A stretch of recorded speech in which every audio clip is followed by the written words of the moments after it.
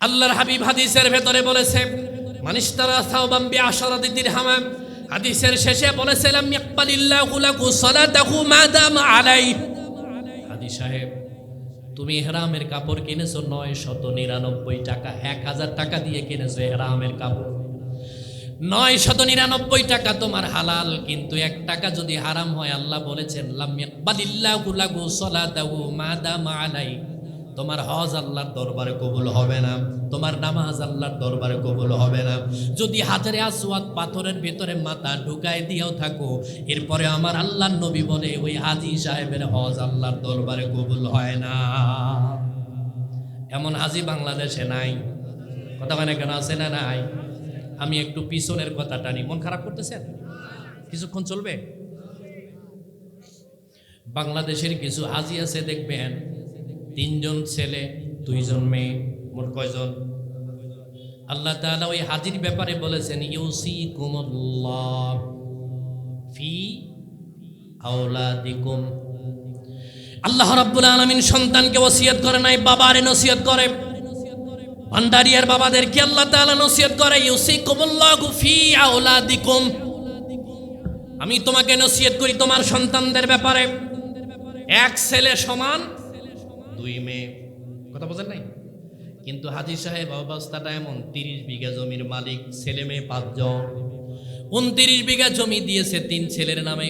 ভান্ডারিয়াতে যত ব্যবসা আছে ছেলের নামে, আর মেয়ের 3 জনের নামে এমন জায়গায় দিয়েছে 100 বছর পরেও ওই জমির দাম হবে না, যেটা নদীর কাছে মাঝে মধ্যে ভেঙে যায় এমন জমি দেয়। এমন আব্বা আছে না নাই? আসতে কয় কে নাই? আব্বা তো আপনারা নাকি মন খারাপ করে না। আমার আব্বাও এই ওয়াজ আমি আমার বাবারে বেশি শোনাইছি, এই জন্যে আমার বাবা গত বছরের 18ই ডিসেম্বর মারা যায়। 30 ডিসেম্বরের আগে আমার আব্বার জমি জমা কোরআন এবং সুন্নাহ ভিত্তিক আমার বোন ভাইদের ভিতরে বন্টন করে দেওয়া হয়েছে। আপনি নিজে দিয়ে দেখেন এর ভিতরে যে শান্তি, পৃথিবীতে আর কোথাও এই শান্তি পাবেন না। কিন্তু এই হাজী কি করে? 29 বিঘা দিয়েছে 3 ছেলের নামে, আর কয় বিঘা থাকে? 1 বিঘা। 1 বিঘা 33 শতক। আমাদের এলাকায়, আপনাদের এলাকায় কয় শতক জানি না, 63 শতক। এই 63 শতক জমি দিয়েছে 2 মেয়ের নামে। মেয়ের বাড়িতে গিয়ে বাবা কান্দে আর ডাক দিয়া কয়, মা রে আমি একটু পশ্চিম দিকে যেতে চাই। মেয়ে বুঝে নিয়েছে বাবা হয়তো হজের জন্য যাবে, তাইলে তোমার জমি জমা কি করলাম? কয় 29 বিঘা তোর 3 ভাইয়ের নামে দিয়েছি, আর 64% দিয়েছি তোর 2 বোনের নামে। মূর্খ বোন আমার মনে করেছে 29-এর চাইতে 64-র সংখ্যা অনেক বেশি, তাই না? ঠকাইছে। বলেন তো, এই হাজী যখন জামরাতে শয়তানকে পাথর নিক্ষেপ করার জন্য যায়, ওই শয়তানের যদি জবান থাকতো, ওই শয়তান মুখ খুলে বলে দিত, হাজী তুই তো আমার চাইতে বড় শয়তান। কথা কানা কেন, ঠিক কিনা? এই জন্য বাবা শয়তানি করে ওই শয়তানকে পাথর নিক্ষেপ করার দরকার নাই, দুনিয়াতে সঠিক বন্টনের দরকার আছে না নাই? যুবক তার মাকে পিঠের ভেতর থেকে নামালেন, বুকের ভেতরে জড়ায় ধরলেন। মাকে ডাক দিয়ে বলে, মা আমার আর বাইতুল্লাহ জিয়ারতের দরকার নাই, আর কাবার হাজারে আসওয়াদ চুমু খাবার দরকার নাই। বলেন তো, মা যেইটা দোয়া করেছে ফেরত আসার সম্ভাবনা আছে? আসতে কয় কেন আছে? নাই। মাকে সন্তান সান্ত্বনা দিয়ে ডাক দিয়ে কয়, মা এবার বলো তো তোমার কোনো আপত্তি, কোনো আফসোস আছে কিনা, আমাকে একটু বলো। বলে, বেটা তুমি আমার একটু রাসূলুল্লাহর স্মৃতি বিজড়িত জায়গা তায়েফের জমিতে একটু নিয়ে যাও। আমি শুনেছি রাসূলুল্লাহর শৈশবের ছোট্ট ছোট্ট পায়ের 6টা দাগ মোবারক এখনো আছে।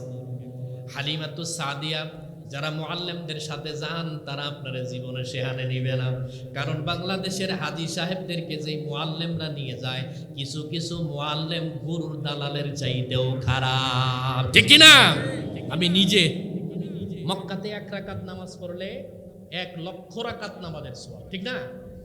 আমরা নামাজ পড়ে ঘরে গিয়ে দেখি মুআল্লিম পান খায়। কইলাম কি ব্যাপার, আপনি নামাজ পড়বেন না? কই আমি কি তোমার সাথে নামাজের কন্টাক্ট নিছি? নাউজুবিল্লাহ, জোরে বলেন না। এমন মুআল্লিম আছে না নাই? এই জন্য হজে যাওয়ার সময় আলেমদের সাথে যাবেন। আপনি হয়তো জানেন না যে আলেম মক্কায় যায় নাই, কিন্তু মক্কার ইতিহাস তার পুরা মুখস্থ আছে। কোন জায়গাতে কি আমল করলে কি সওয়াব পাওয়া যাবে আলেম জানে, ওই মুআল্লিম কথা কানে কেন, ঠিক কি না? এই জন্য যখন যাবেন কার সাথে? আর মসজিদের ইমাম সাহেবের সাথে পরামর্শ করে যাবেন কোথায় কোথায় দোয়া করলে দোয়া কবুল হয়। রাসূলুল্লাহর শৈশবের জায়গা হালিমাতুস সাদিয়া রাদিয়াল্লাহু তাআলা আনহার বাড়ি পশ্চিম পাশে পাথরের উপরে রাসূলুল্লাহর পায়ের 6টা দাগ মোবারক এখন পর্যন্ত আছে। মক্কাতুল মুকাররমা প্রত্যেক দিন 30,000 লিটার সুগন্ধি দিয়ে পরিষ্কার করা হয়। এই জন্য গোটা মক্কাটা সুগন্ধি যারা সংযুক্ত। মক্কার ঘ্রাণ একরকম, মদিনার ঘ্রাণ আর এক রকম। আপনি যখন রাসূলুল্লাহর ওই পায়ের 6টা ছাপের ওখানে যাবেন, পায়ের দাগের ওখানে যাবেন, সরাসরি জান্নাতের ঘ্রাণ এখন পর্যন্ত পাওয়া যায়। সুবহানাল্লাহ বলেন না? কারণ আমার নবীজির পা যেখানে পড়েছে আল্লাহ রাব্বুল আলামিন সেখানে স্বর্ণের খনি বানিয়ে দিয়েছেন। সুবহানাল্লাহ বলেন না? হেরা হতে হেলে দুলে নুরানি তনু কে আসে হায়, সারা দুনিয়ার হেরে মেরে পর্দা খুলে খুলে যায়। সে যে আমার কমলেওয়ালা কমলেওয়ালা, সে যে আমার কমলেওয়ালা কমলেওয়ালা।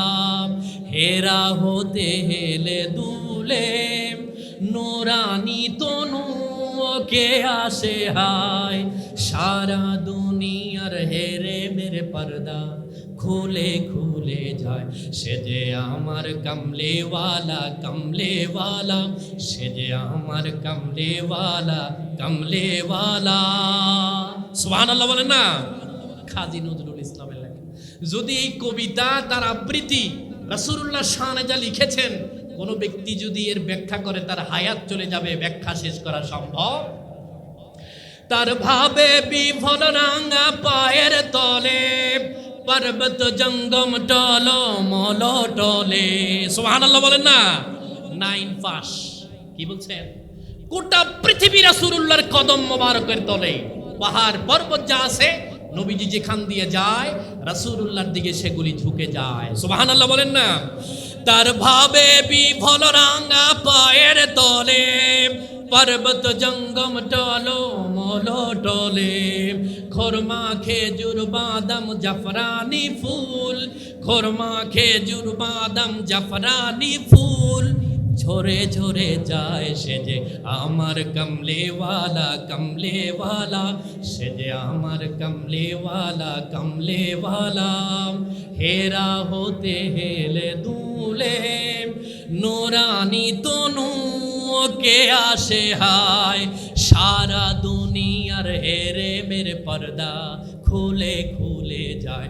সে যে আমার কমলেওয়ালা কমলেওয়ালা, সে যে আমার কমলেওয়ালা কমলেওয়ালা। লা ইলাহা